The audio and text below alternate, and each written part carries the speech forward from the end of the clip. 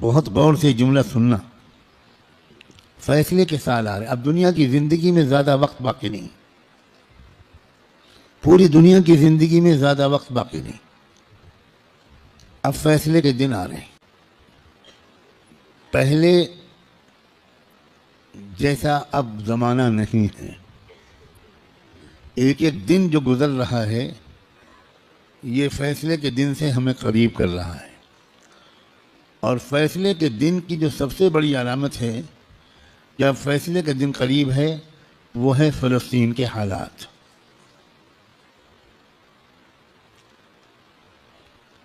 کیونکہ اب بہت بڑے بڑے واقعات ہوں گے.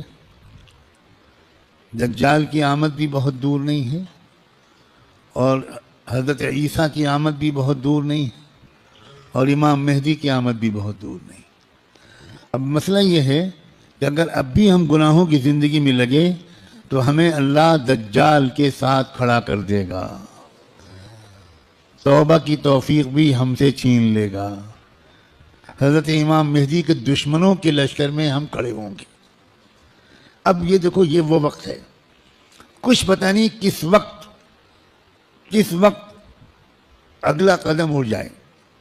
جو نشانیاں اللہ کے رسول نے بتائی تھیں آخری فیصلہ کن دور کی بڑی تیزی کے ساتھ آ رہی. اس میں ایک نشانی یہ تھی کہ بہت بھیانک جنگ ہوگی یہودیوں کے درمیان اور اصلی ایمان والوں کے درمیان. اس لیے جو کچھ اس وقت غزہ اور فلسطین میں ہو رہا ہے اس سے ہر ایمان والے کا ایمان ہزاروں گنا ہر منٹ میں بڑھنا چاہیے. اس لیے کہ وہی ہو رہا ہے جو اللہ کے رسول بتا کر گئے تھے. جس وقت وہ آپ بتا رہے تھے اس وقت تو فلسطین میں کوئی مسلمان تھا ہی نہیں. اور آپ یہ بتا رہے ہیں کہ ایک بھیانک جنگ ہوگی, خطرناک جنگ ہوگی, یہودیوں اور ایمان والوں کے مابین ایک خطرناک جنگ ہوگی. آپ بتا رہے ہیں کہ ایک علاقہ ہوگا جہاں سچے پکے مومن جان دے رہے ہوں گے اور جان لے رہے ہوں گے, قربانیاں دے رہے ہوں گے. مسجد اقصیٰ کی حفاظت میں نوجوان جوق در جوق شہید ہو رہے ہوں گے.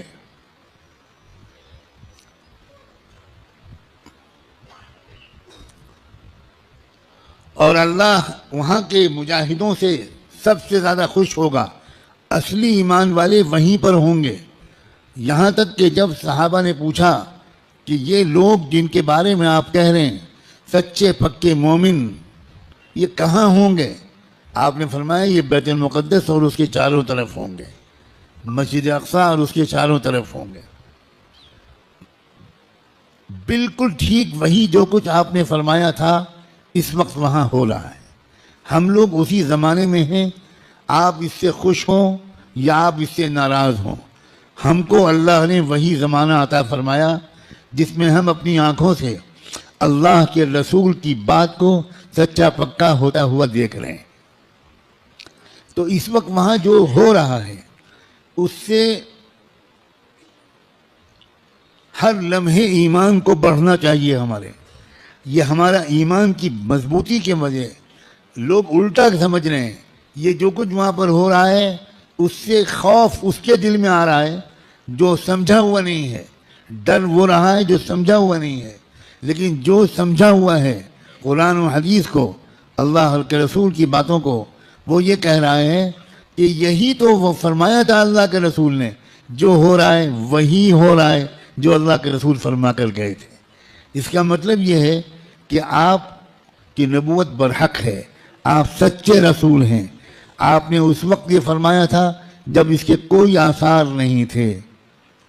اب آپ نے جو آئندہ کے بارے میں فرمایا تھا کہ جو ہوگا, جب وہ ہو رہا ہے اور پچھلے 6 مہینے سے ہو رہا ہے بلکہ پچھلے 75 سال سے ہو رہا ہے, جو اللہ کے رسول بتا کر گئے تھے, تو اس کے بعد میں جو ہوگا اس مقابلے کا آخری انجام, اس کے بارے میں اللہ کے رسول نے جو کچھ فرمایا وہ بھی یقیناً ہو کر رہے گا.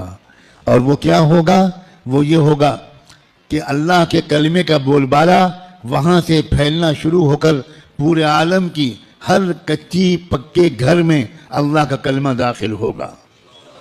پوری زمین پر انصاف کا نظام قائم ہوگا، اللہ کا حکم چلے گا، باطل ٹوٹے گا، حق کا غلبہ ہوگا.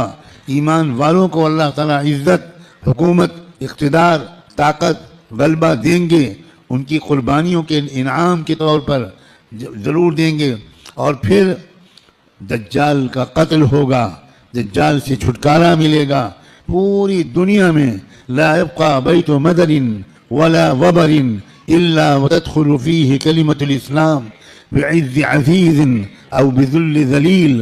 اللہ کے رسول کی حدیث کے الفاظ ہیں کہ کوئی کچا پکا گھر یا کوئی خیمہ ایسا نہیں بچے گا جس میں اللہ کا کلمہ داخل نہ ہو جائے، طاقت کے بل پر یا قبول کر کے داخل ہو کر رہے گا. اس لیے لوگوں، یہ بہت چوکنا رہ کر جینے والا زمانہ ہے.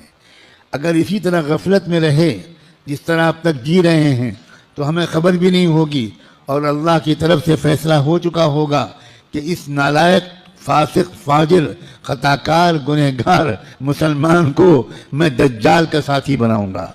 یہ امام مہدی کا ساتھی نہیں بنے گا، یہ حق کا ساتھی نہیں بنے گا، یہ سچ اور انصاف کا ساتھی نہیں بنے گا، یہ مظلوموں کا خادم نہیں بنے گا، یہ ظالموں کا ایجنٹ بنے گا، یہ ظالموں کا مخبر بنے گا، یہ ظالموں کا دلال بنے گا. 4 پیسے کے لیے تھانے پہ جا کر مخبری کرے گا. یہ فیصلہ کسی لمحے ہم میں سے کسی کے بارے میں ہو سکتا ہے. یاد رکھنا، میں نے اللہ کی توفیق سے اپنی بساط کے مطابق بہت لمبی بات کو چند جملوں میں سمیٹ کر آپ کے سامنے رکھ دیا ہے. قسم کھا کے کہتا ہوں، اس میں ذرا بھی مبالغہ نہیں ہے. فیصلے کا دن قریب ہے.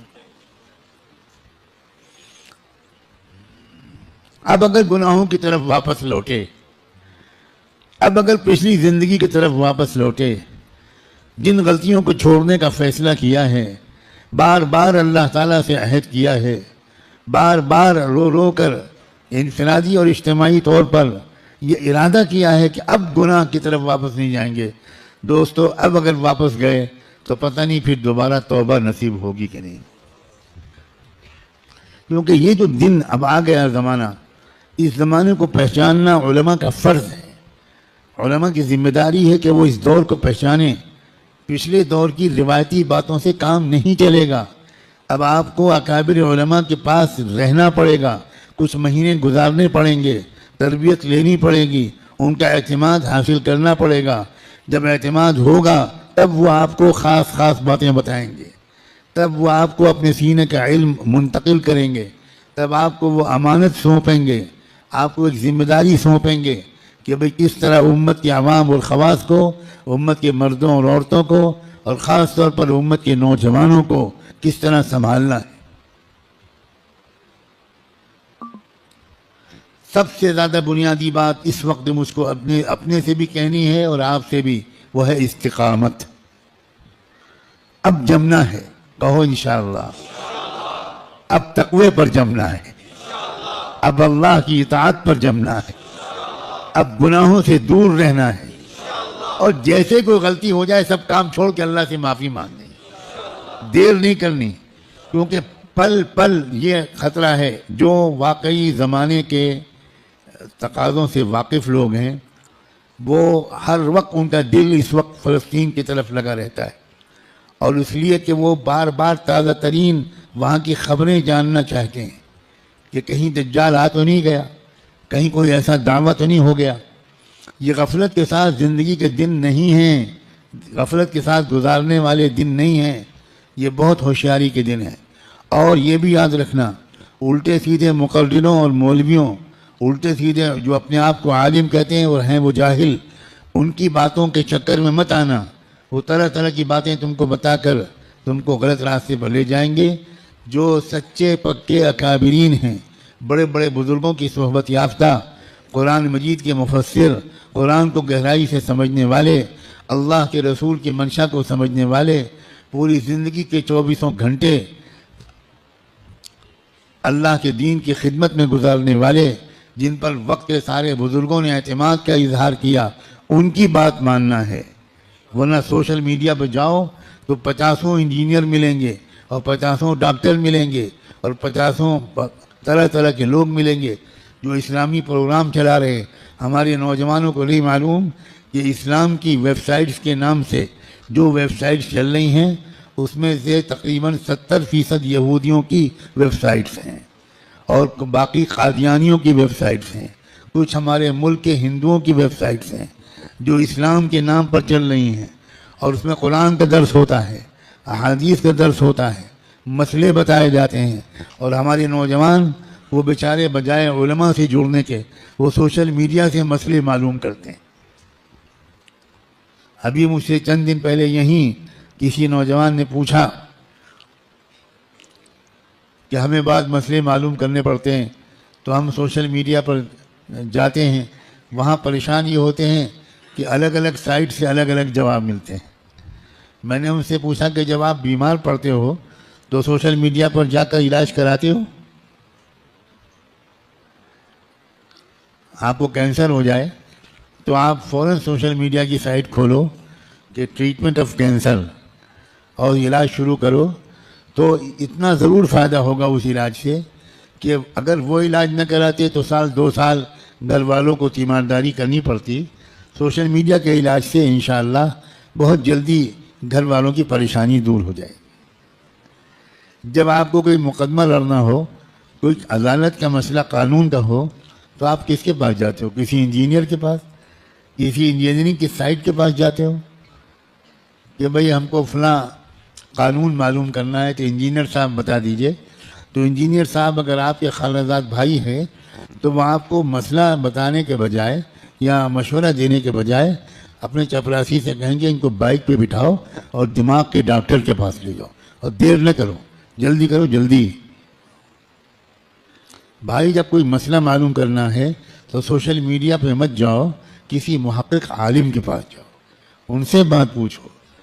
اس لیے موجودہ زمانہ کیا ہے، یہ دور فتن کیا ہے، کس کس ترتیب سے فتنے آنے والے ہیں، کیا ہونے والا ہے، دنیا بھر کے حالات کیا علامتیں دکھا رہے ہیں، کیا آثار ظاہر ہو رہے ہیں، بر صغیر ہند و پاک میں کیا تبدیلیاں ہو رہی ہیں، سرزمین فلسطین میں کیا حادثے رونما ہو رہے ہیں، عالم عرب میں کیسے مشرک لوگوں کا قبضہ ہو گیا ہے، عرب حکومتیں اس وقت مندروں کا افتتاح اپنے عرب ملکوں میں کرا رہی ہیں، مندروں میں بیٹھ کر افطار پارٹیاں ہو رہی ہیں، عرب حکام کس طرح اس وقت مشرکانہ نعرے بلند کر رہے ہیں، یہ سب آخری زمانے کی علامتیں ہیں۔ اللہ کے رسول یہ تک فرما گئے تھے کہ قیامت اس وقت تک قائم نہیں ہو سکتی جب تک جزیرے عرب میں بت پرستی پھر سے نہ شروع ہو جائے۔ اب دنیا حیران ہے کہ ابو ظبی میں مندر کیسے بن گیا اور اس سارے عرب حکام کو کیا ہو رہا ہے۔ دنیا حیران ہے کہ سعودی عرب کے شہزادہ محمد ابن سلمان اس قدر کافرانہ، فاسقانہ، گمراہانہ عقائد اور اعمال میں کیسے پھنس گیا۔ دنیا اس لیے حیران ہے کہ دنیا کو نہیں خبر تھی کہ یہ سب بتا چکے ہیں محمد الرسول اللہ صلی اللہ علیہ وآلہ وسلم۔ یاد رکھنا بھارت کے مسلمانوں، ہم محمد ابن سلمان پر ایمان نہیں لائے ہیں، ہم محمد ابن عبداللہ صلی اللہ علیہ وآلہ وسلم پر ایمان لائیں۔ ہمارا کسی حکومت سے کوئی تعلق نہیں۔ اے سعودی حکومت کے گمراہ بادشاہوں، اے دبئی اور ابو ظبی کے گمراہ حکمرانوں، ہمارا تم سے کوئی تعلق نہیں۔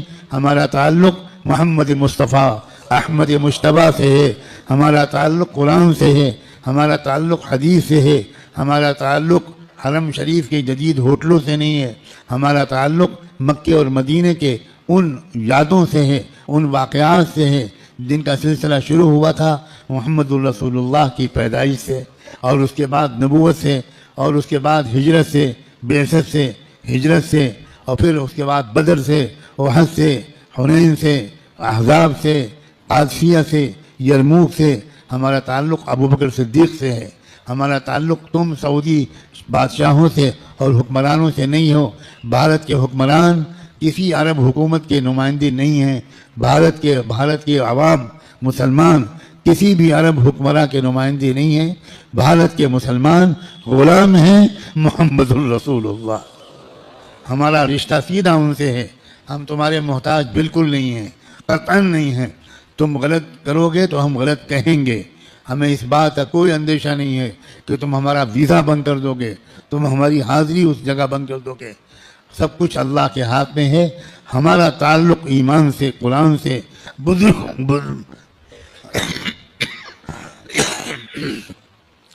اپنے بزرگوں سے مضبوط ہونا چاہیے.